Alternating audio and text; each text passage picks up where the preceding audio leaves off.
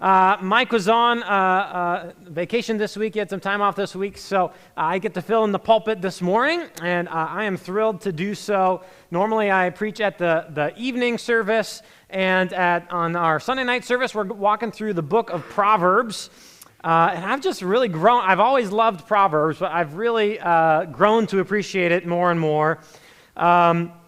So much good wisdom in this book for us. It's interesting. It's almost like I was hearing a guy talk about Proverbs, and he was like, if someone had invented Twitter a long time ago, this is like what it would be like as you read through Solomon's Twitter page. You just get lots of little truth nuggets that are right there, and that's a little bit what Proverbs is like. So much practical wisdom. But one of the things I've also really learned is that there's actually a lot of structure to the book. There's certain divisions within this book, and that's been helpful for me as I've just open it up and try and read it to see what's going on. We talk about this a lot on Sunday nights, but just to kind of bring you all up to speed here, the first couple chapters, 9 chapters, are a collection of speeches from father to son, and Solomon's giving his wisdom, and it's not so much like the tweets, it's more like a couple paragraphs of speeches from father to son, giving wisdom. It's a beautiful way of giving wisdom. And then you get to chapter 10, and for several chapters you have the Proverbs of Solomon, and these are a little bit more like short little nuggets of truth.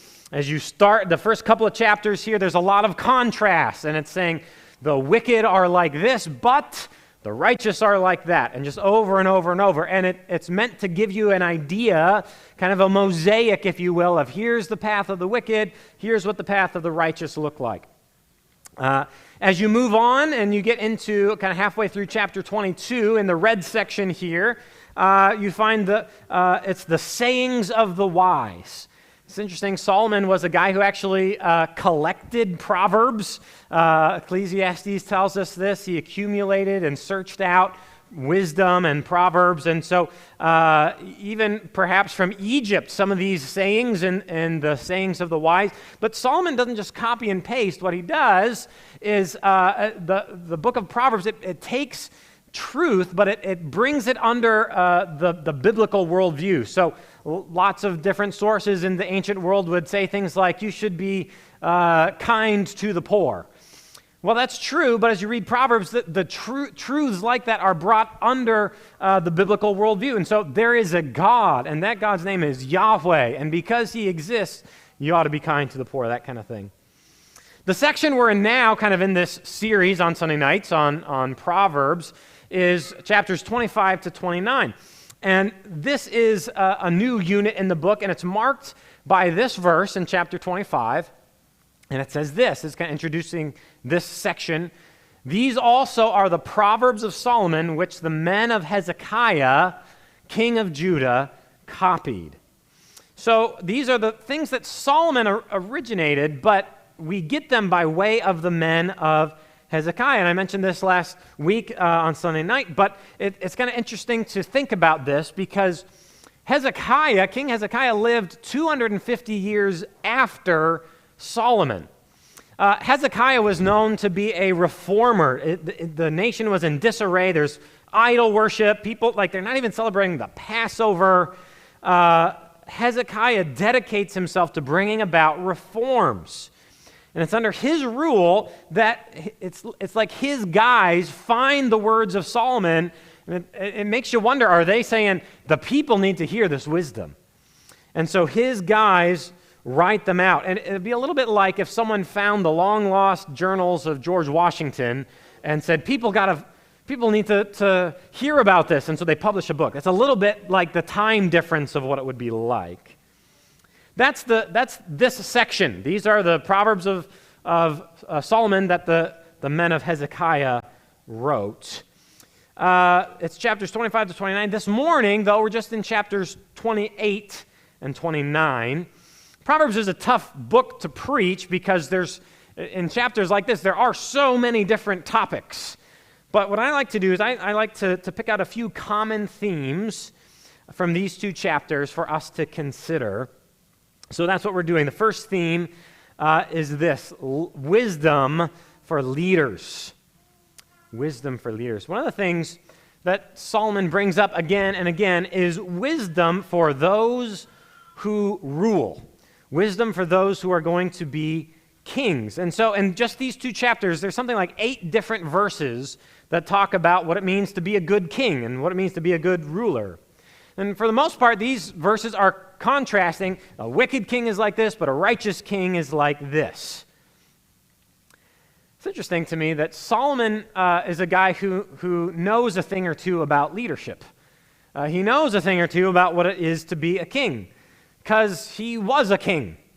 And then beyond that, he's raising a son, Rehoboam, who would one day be a king. Solomon also had dealings with kings from surrounding countries. He did trade with the king of Tyre. He did all these massive building projects, and so he's trading with him. He made an alliance with Pharaoh, king of Egypt. He married Pharaoh's daughter. So Solomon, he gets the king thing, and he's a wise leader, and so he writes it down for us. His dad is a king. So Solomon's dad, King David, he's a king. His son would be a king. His father-in-law is a king, and he does dealings with other kings. So he knows what he's talking about. What we find, we're going to read some verses about being a king. Solomon, it's him writing down his observations on this is what makes a good king. Now, we have to be honest. How does this apply to me? Because as far as I know, nobody in this room is set to inherit the throne. So how does this apply to us? Well, I think there is some good application for us. It's not a one-for-one application, but here's the thing. A lot of us in this room will hold positions of leadership. And I think what Solomon says about being a good king, a good leader applies to us. A lot of us in this room will lead other people. You may lead your family. You may lead a committee. You may lead other employees, or you may just be in charge of some of the people at work and you lead things. You may be a student and be in charge of some student-led organization. There's a lot of leading that men and women alike do, and what Solomon says here about how to be a good king, I think, can be applied to us. So a couple of lessons about how to be a good leader from these Psalms. First point is this: a good leader has integrity, but a bad leader is corrupt. The first thing that is emphasized as we look at Solomon's wisdom for leaders, listen to these proverbs that talk about good leadership. First is Proverbs 29:4. It says this: by justice a king builds up the land, but he who exacts gifts tears it down. Someone who is a good leader is someone who is just. They are not making compromises all the time. And a leader like that builds up the land. But on the other side of that equation is a bad leader. It's someone who exacts gifts. Bribery has been a temptation for people in authority for time out of mind. I want you to listen to this verse from all the way back in Exodus. Think about when Exodus is written. This is before Israel was a nation, had their own land, that is. And even in Exodus, there's a warning against bribery. Exodus 23:8. And you shall take no bribe, for a bribe blinds the clear-sighted and subverts the cause of those who are in the right. This has been a problem for a long time. And it is a problem in our world today. There are leaders in our country and in countries around the world, whether it's in government or business, who are corrupt in how they do their dealings. Solomon makes the case that here's what a good leader is like, specifically a good ruler, but a good leader is someone who is just. They hate to receive unjust gain. When a leader is just, the result, as the Proverbs said, is that they build up the land. That is to say, the people in the land. But someone who is unjust, it's tearing it down. This phrase, exacting a gift, it's someone who uses their, it's like they have a position of authority in some way, a position of power, and then they use that position to wrongfully demand money from other people.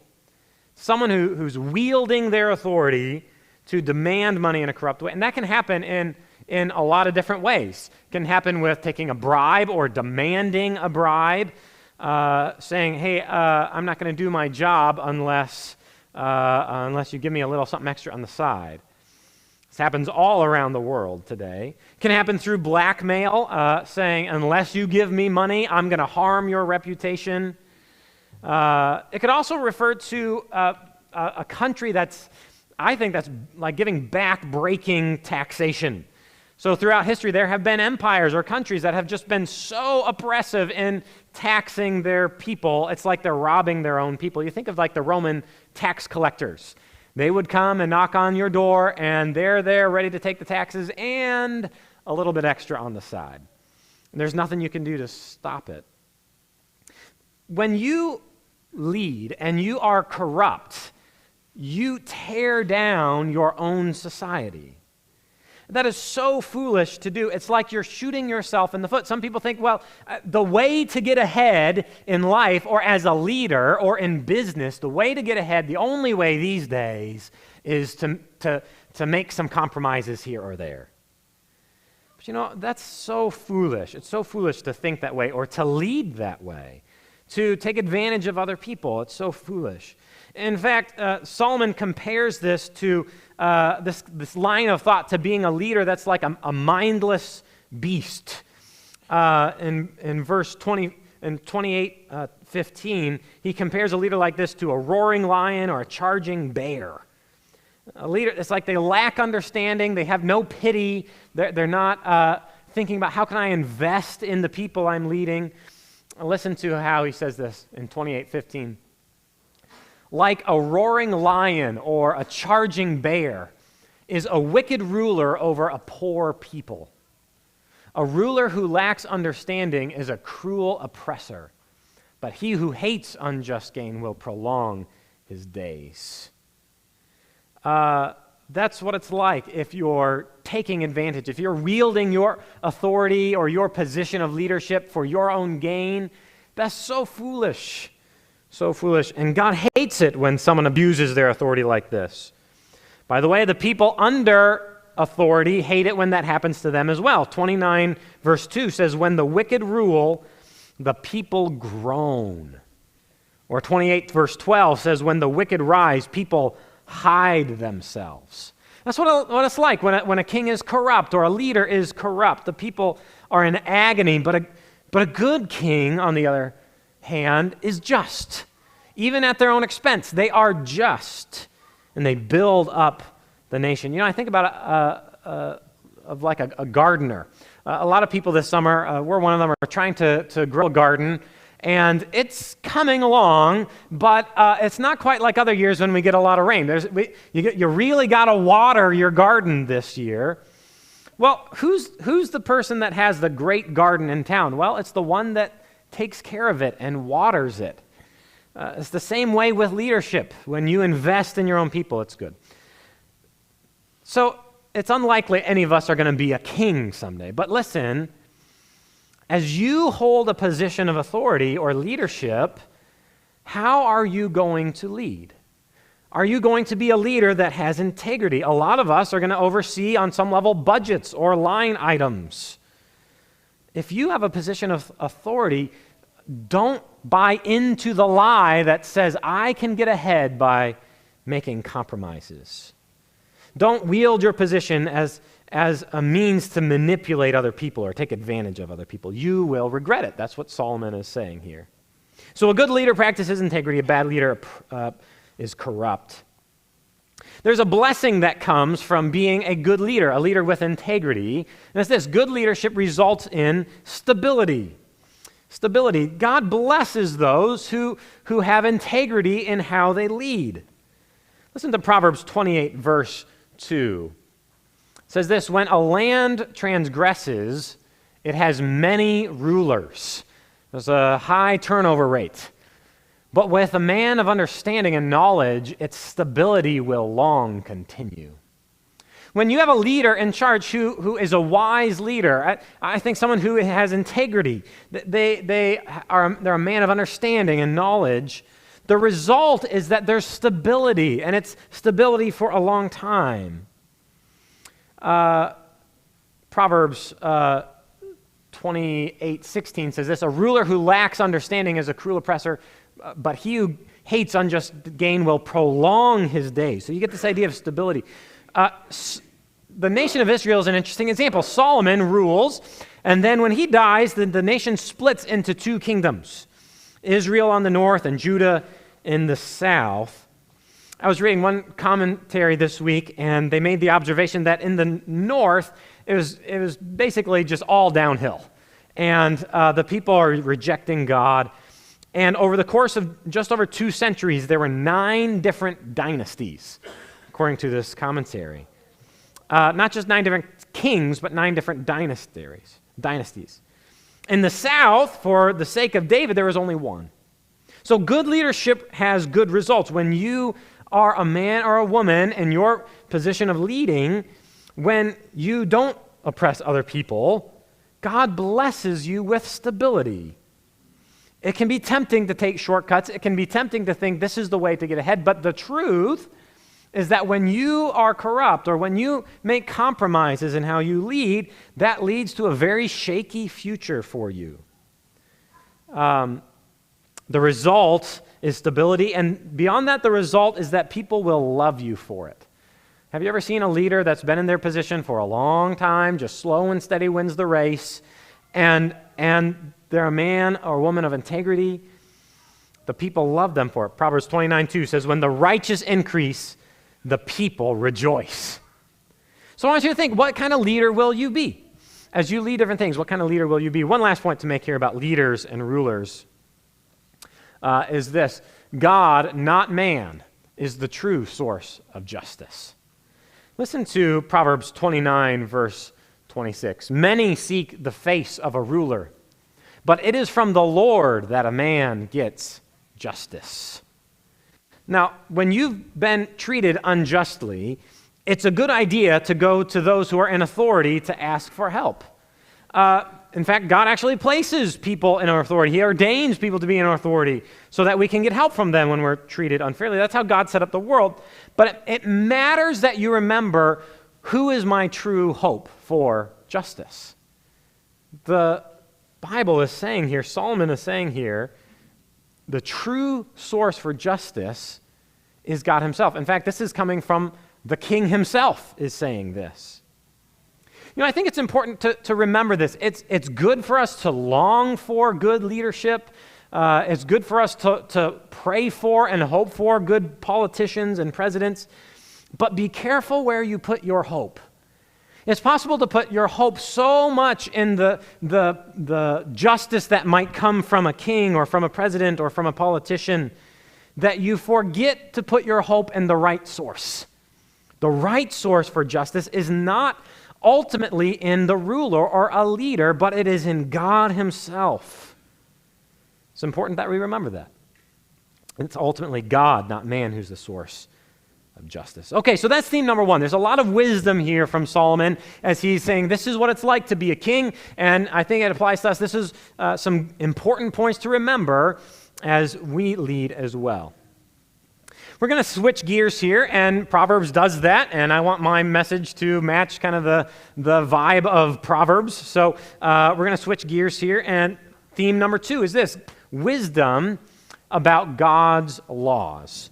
Wisdom about God's laws. Solomon includes several verses about the benefits of keeping God's law and also the consequences of breaking God's law. Now, for Solomon, as for him, he looked back to the law in terms of like the Pentateuch. This is the law for them. Now, as Christians in the New Testament, we are not under the law, but we are still under the restraints and the rules that God has given to us.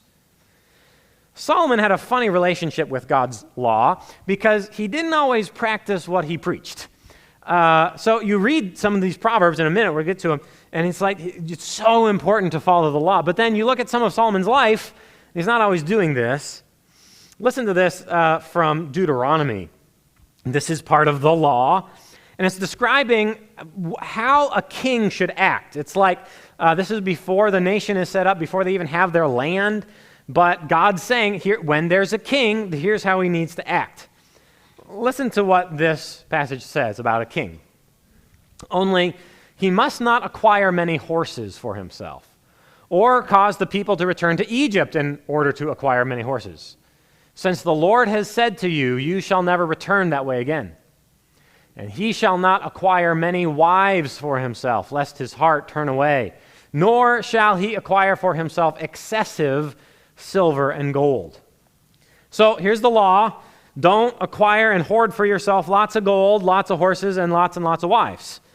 Well, guess what Solomon did? Guess what he spent his life doing? Acquiring lots of horses, lots and lots of money, and lots of wives. And by the way, they turned his heart away so that he worshiped idols. So he has an interesting relationship with the law himself. But I think his perspective is very important, because I think that Solomon at the end of his life comes back around and sees things from God's perspective. I think he reflects on his errors. The reason I think that is because of the book of Ecclesiastes.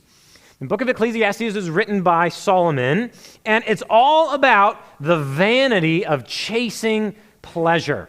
If you just spend your life chasing power and women and pleasure, that's all vanity. And Solomon writes that. I think at the end of his life, he writes it. And listen to the end of the book of Ecclesiastes.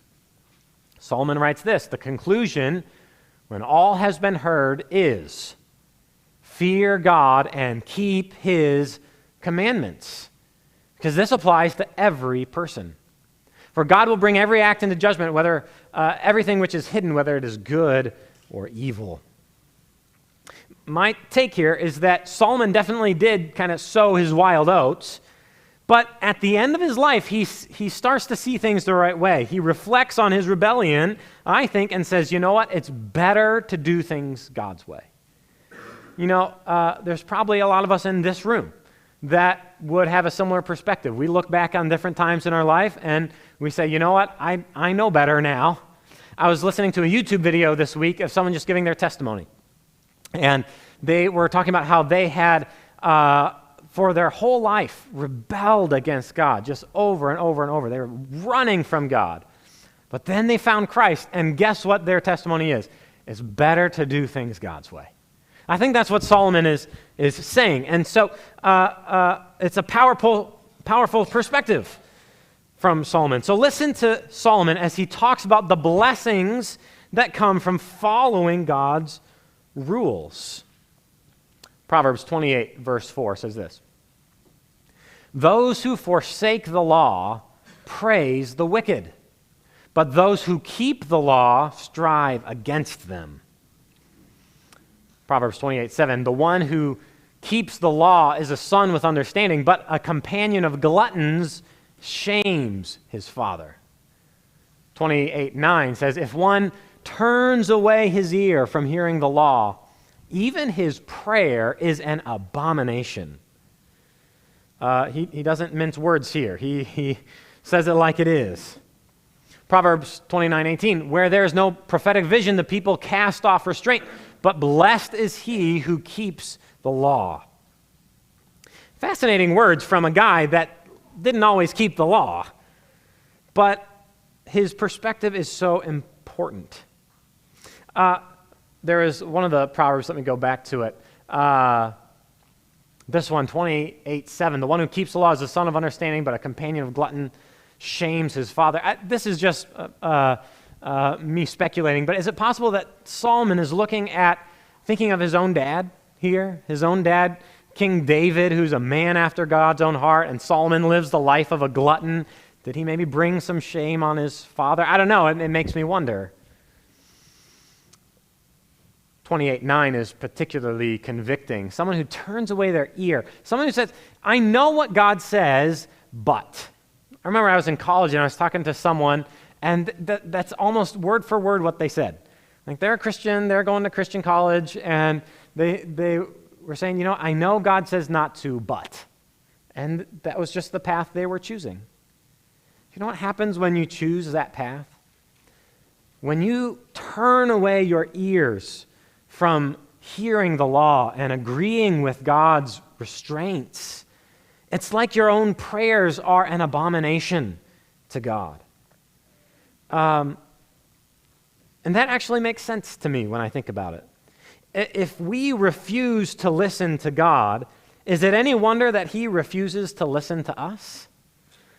Somebody, let me get to my quote here. Somebody said it this way: if a man on his part is deaf to instruction, then God on his part is deaf to prayer. I think that's a good way of saying it. But it actually goes beyond that. It's saying if we're walking in rebellion and just saying, what, I know you say to do it, Lord, that way, but I'm going to do it this way. Oh, and by the way, can you help me over here? You see how that's an offense to God. Saints, we can't afford for our prayers to fall on deaf ears, because we're praying for big things. Each one of us are praying for big things. I desperately need God to hear my prayers. I'm praying for my friends that they would be healed from things. I'm praying for people that they would come to know Christ. I'm praying for my family. Like we can't afford for our prayers to fall on deaf ears. Now, sometimes you're walking with the Lord faithfully and God says no to a prayer. That's a different thing. That is a category of thing that happens when you're faithfully walking with God and you pray and God says no. But this is something else. If someone is walking in rebellion, we can't afford to do this. Here's a question I want to have you ask yourself. How will I relate to the restraints that God gives in Scripture? Let's be honest, God in the Bible does lay down certain restraints. Now, it's important to say, I think it is important to say this, that the Bible isn't just a list of rules. As Christians, we're not following a set of rules. We're not even following a set of theology truths. We're following a person. We're following a triune God, and he's a good God. But our relationship with God, this is a relationship, but it's not just a friend-to-friend relationship. There's an authority structure in this relationship. God is our authority, and in this relationship of he's our authority, he lays down restraints for us. How will we relate to these rules? Some people see God's restraints as a curse, but God's restraints are not a curse. Kind of like a mom or dad who tells their kids, hey, don't go play in the street, don't go stick the knife in the socket. Like God's wisdom is meant for our good. I want you to listen to how Solomon's dad, King David, talked about and wrote about God's rules. Don't turn there, but just listen to a couple of these verses from Psalm 119. You know this, but Psalm 119 is all about how much David loved the law. 119:16 says, I will delight in your statutes. I will not forget your word. Verse 20 says, my soul is consumed with longing for your rules at all times. What an odd thing to write about. I'm just longing, God, for your rules. That's how I'm hungry for your rules. It's an interesting thing to say. Why would you hunger? Why would you long for God's rules? You ever go bowling? And I'm not great at bowling, but I'll tell you one thing. I do a lot better when the bumpers are up. I do a lot better.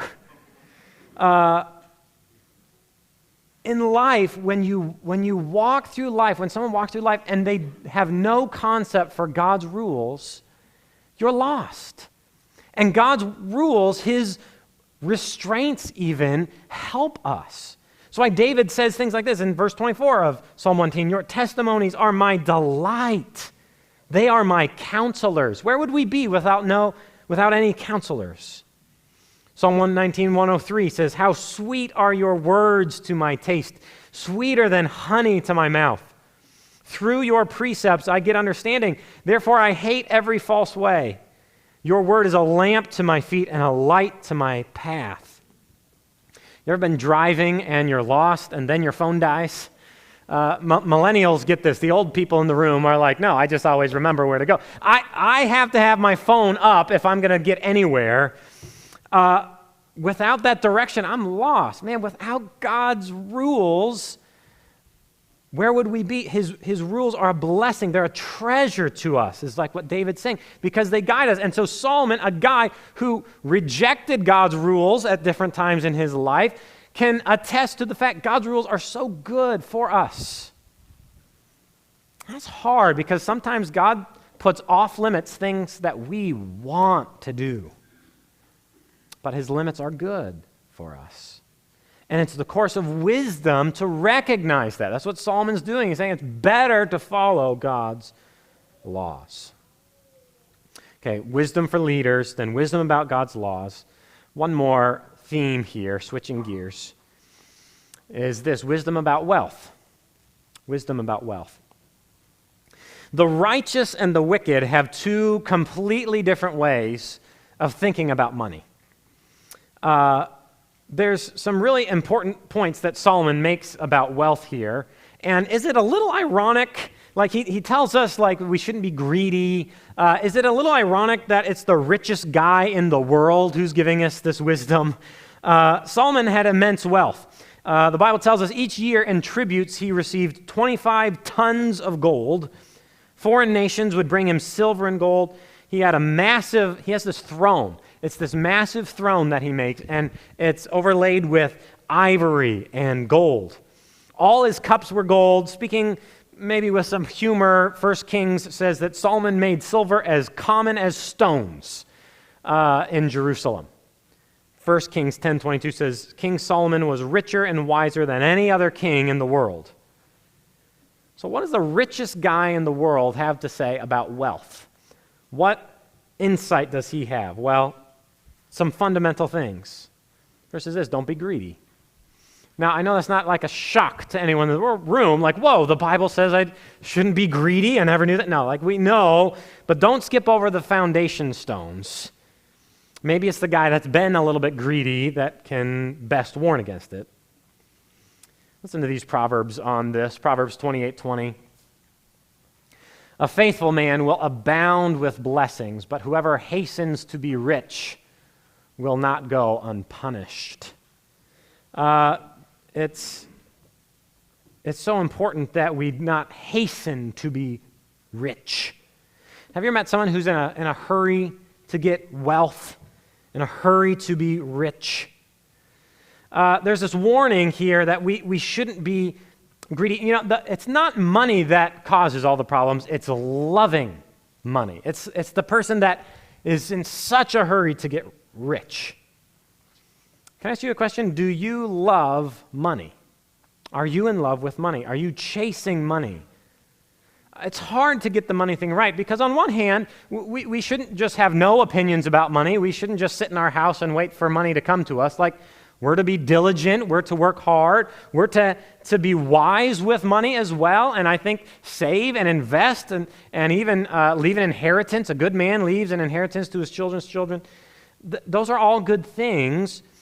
But it's also possible to fall in love with money. We love security, and so we love money. We love nice things, and so we love money. Proverbs 28:22 says, a stingy man hastens after wealth and does not know that poverty will come upon him. I think it's interesting, the connection here between being stingy and hastening after wealth. It's not a connection between being stingy and wealth. There's a lot of wealthy people who are actually really generous. It's someone who is in a hurry to get rich. What are they focused on in life?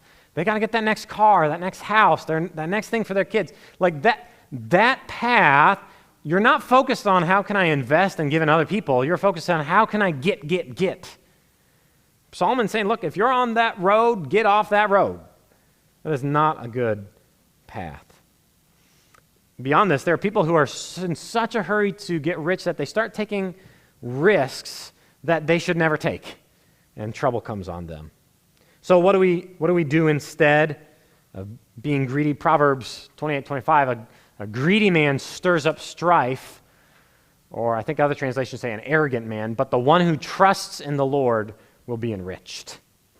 And it's hard when it comes to money to trust the Lord. It's hard whether you don't have money or whether you do have money. In both places, it's hard to come to a point where you say, God, my source of security is not me. You are the source of my security in life, and I'm just going to trust you to care for me. Whether you're rich or poor, it's hard to do that. But God blesses those who come to him and say, you know what, I'm going to trust you, God. Second point is this: be generous to the poor. Listen to these Proverbs. Solomon writes this in 28:27, whoever gives to the poor will not want, but he who hides his eyes will get many a curse. How do we treat the poor people in our world? How do you treat someone that you run across who's struggling with money?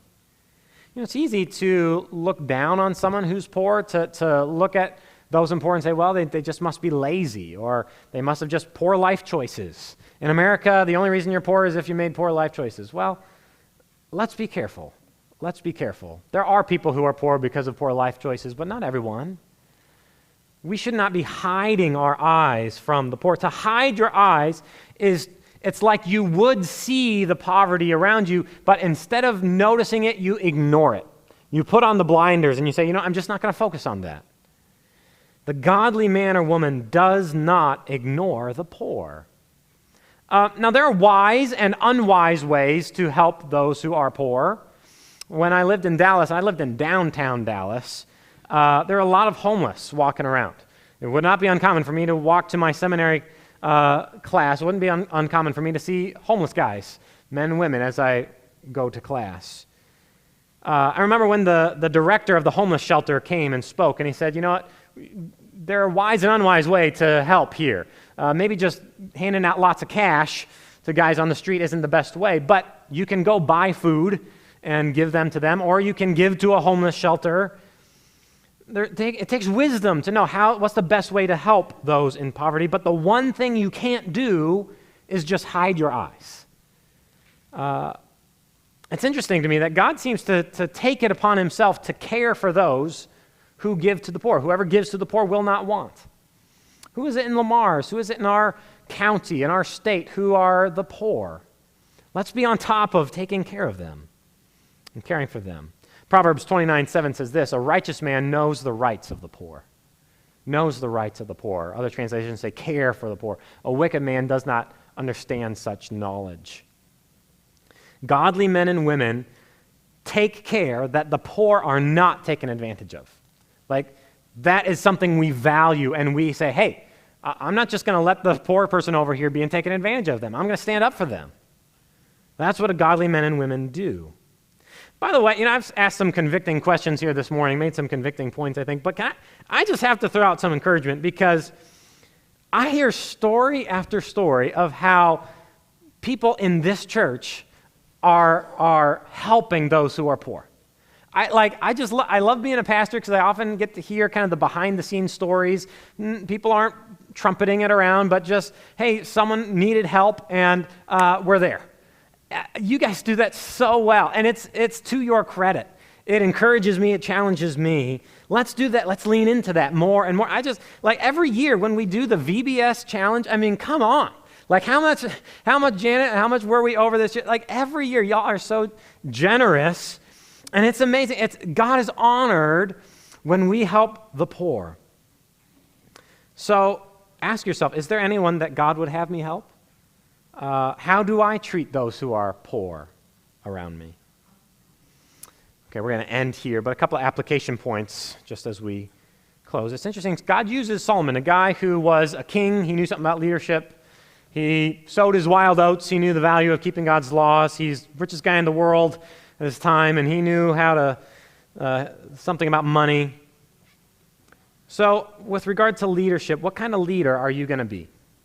What kind of leader will you be? Beware of the temptation to use your position to take advantage of other people. Second, how are you going to respond to the restraints that God lays out for us in Scripture? There are times that there's something across the line that you want so bad, but God's restraints are here for our good. You know, I'm reminded of the first lie ever told. It's told to Eve. Essentially, the lie goes like this: God isn't being good to you. He has restraints, and he's keeping something from you. Don't believe that same lie. Third, how do you treat the poor? Last thought is this. Solomon gives us this wisdom, but Jesus sets an example. Jesus comes to earth as he's an amazing leader and ruler, and yet he humbles himself and serves. Jesus abided by the Father's laws, and he also set the example for how to love and care for the poor. The most significant way he did this was on the cross. This is one of my favorite verses in the whole Bible. Listen. For you know the grace of our Lord Jesus Christ, that though he was rich, yet for your sake he became poor, so that you by his poverty might become rich. Jesus, with all the riches of heaven, humbles himself, born into poverty, dies on a cross so that you could have the riches of eternal life. I just want to end with this idea that points to the fact that Jesus is a good God. He's a God that, like his very character, calls us to be loyal to him. That's the kind of God that you would want to dedicate your life to. Let's pray. Lord, thank you for the wisdom you set out for us in your word. I pray that you would help us this week as we walk through life to apply your wisdom to our lives. I pray this in Christ's name.